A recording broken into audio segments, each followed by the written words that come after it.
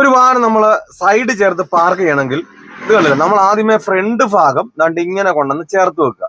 ഈ ഫ്രണ്ട് ഭാഗം ചേർന്നപാട് നമ്മൾ നിർത്തരുത്, കേട്ടോ, ബാക്കി അകന്ന് കിടക്കും.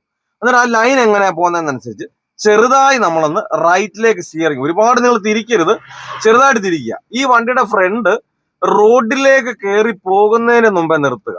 എന്നാൽ മാത്രമേ രണ്ട് സൈഡും കൃത്യമായിട്ട് നമുക്ക് സൈഡ് ചേർത്ത് ഒരുപോലെ പാർക്ക് ചെയ്യാൻ കഴിയത്തുള്ളൂ. അല്ലാതെ നിങ്ങൾ ഒരു കാരണവശാലും നിങ്ങൾ ഇങ്ങനെ വരുന്ന സമയത്ത് ഇത് കണ്ടില്ലേ, ഇപ്പൊ ഇങ്ങനെ നമ്മൾ പോകുന്നു, ഇങ്ങനെ പോകുന്ന സമയത്ത് ഈ ഫ്രണ്ട് മാത്രമായിട്ട് ചേർത്ത് ബാക്കി അകന്ന് കിടക്കും. അതുപോലെ തന്നെ നിങ്ങൾ ഈ ഒരു അകച്ച നിങ്ങൾ ഫ്രണ്ട് തട്ടുന്നത് ഇങ്ങനെ കൊണ്ട് വലിച്ചാൽ സംഭവിക്കും, കണ്ടോ, ഈ ഒരു ഗ്യാപ്പിലായിരിക്കും വണ്ടി കിടക്കുക.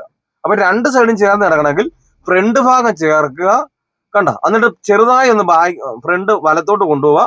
ഫ്രണ്ട് റോഡിലേക്ക് പോകുന്നതിന് നമ്മൾ നിർത്തി കഴിഞ്ഞാൽ വളരെ എളുപ്പം രണ്ട് സൈഡും ചേർത്ത് എന്ത് ചെയ്യാം, ഇതുപോലെ പാർക്ക് ചെയ്യാൻ കഴിയുന്നതാണ്. ഇങ്ങനെ കാണുന്ന വീഡിയോസ് ഒക്കെ കാണുമ്പോൾ നല്ലൊരു കോൺഫിഡൻസ് കിട്ടുന്നുണ്ട്.